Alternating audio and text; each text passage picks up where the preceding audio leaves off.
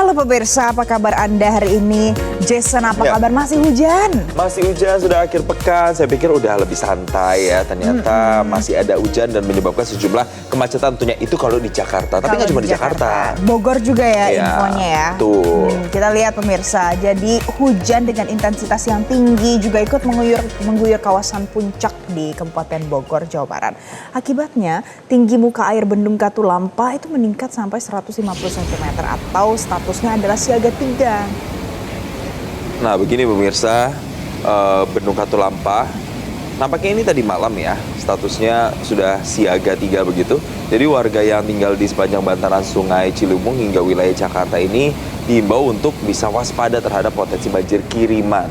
Jadi debit aliran Sungai Ciliwung di Bendung Katulampa, Kota Bogor mengalami kenaikan yang signifikan.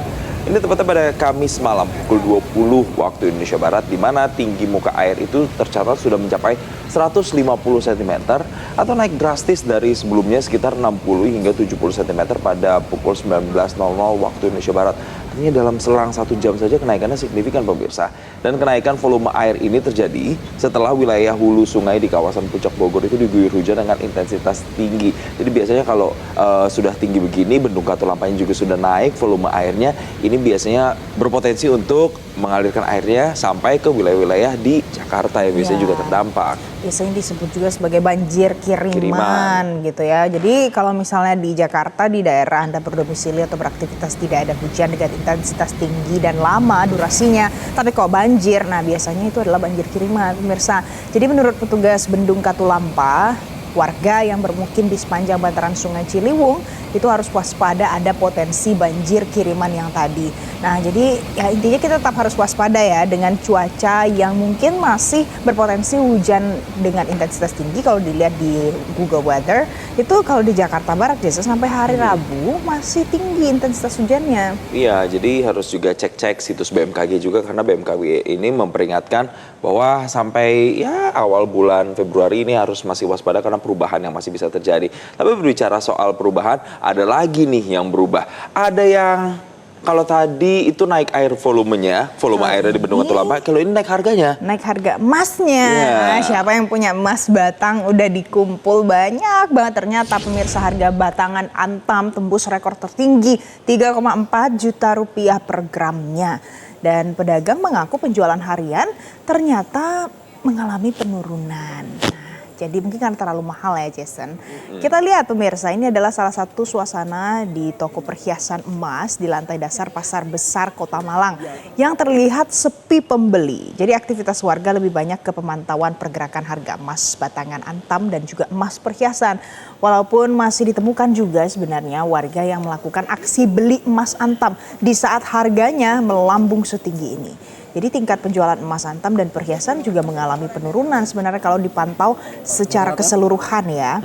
Dan saat ini memang harga jual untuk emas Antam ini tembus sekali lagi di angka 3,4 juta rupiah dari 2,8 juta rupiah pada bulan Desember 2025 kemarin pemirsa.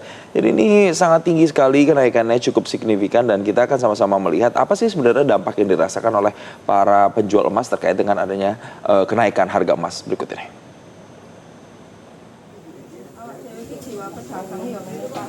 Terus soal ini jadi nggak bisa kalau untuk dari kapannya itu yang mungkin beda-beda. Jadi kalau dari bulan yang kemarin ya agak lumayan banyak sih naiknya perhitungannya dari 2 juta berapa itu ke sekarang 3 juta lebih.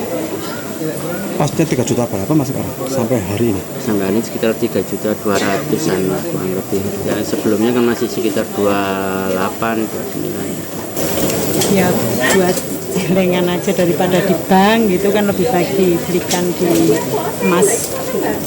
Lebih aman atau? Ya lebih aman.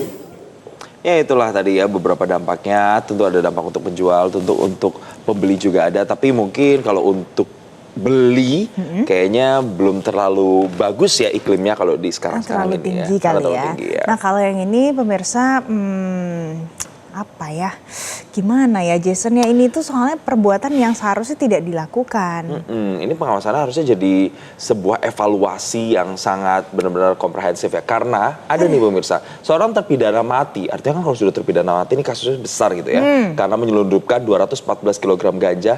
Ini kabur pemirsa usai sidang di Pengadilan Negeri Lubuk Pakam di Kabupaten Deli Serdang. Ini nih tadi videonya ya pemirsa, ini adalah hasil rekaman dari kamera pengawas. Ada yang kabur dan terekam kamera CCTV.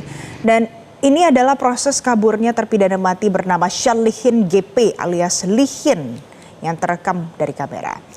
CCTV ini rekamannya berdurasi hampir 2 menitan dan Syalihin GP usianya 39 tahun kabur dengan menggunakan sepeda motor. Namun pada saat berada di depan pintu masuk pengadilan ada seorang yang sempat menendang pelaku tapi ia tetap berhasil kabur.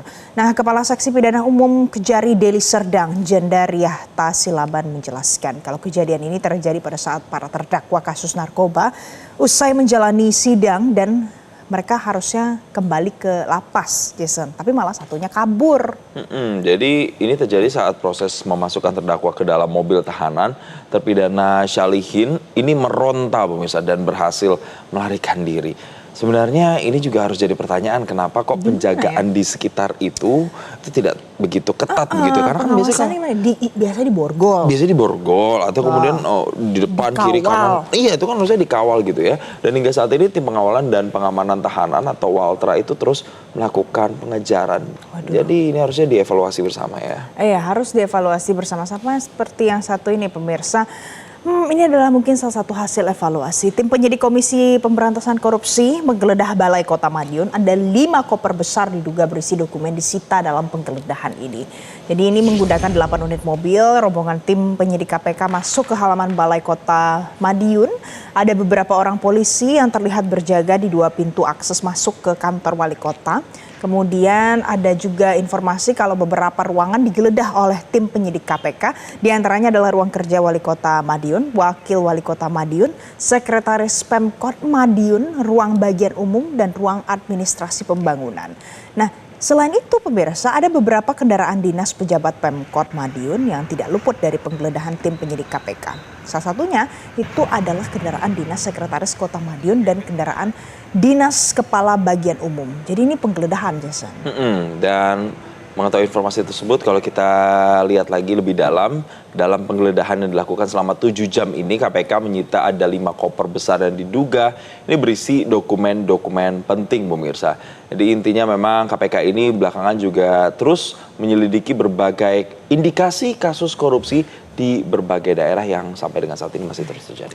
Oke, ada satu lagi, Jason. Ya. Ini hot juga, tidak kalah hotnya. Kita bahas topik lain pemirsa. Karena Presiden Rusia Vladimir Putin menyambut Presiden Uni Emirat Arab Sheikh Mohammed bin Zayed Al Nahyan di Kremlin hari Kamis waktu setempat. Dan tujuannya adalah ternyata untuk membahas beberapa kesepakatan. Nah, ini adalah momen pada saat Sheikh Mohammed bin Zayed yang tiba di Moskow disambut dengan upacara kenegaraan.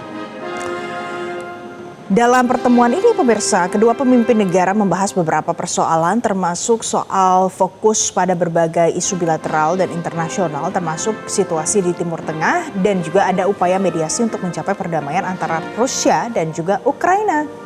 Jadi usai pertemuan, Presiden Rusia Vladimir Putin mengatakan bahwa Rusia mengapresiasi upaya Uni Emirat Arab dalam mengatur pertukaran tahanan dengan Ukraina dan bersedia menjadi tuan rumah pembicaraan trilateral untuk membahas perdamaian antara Rusia dengan Ukraina.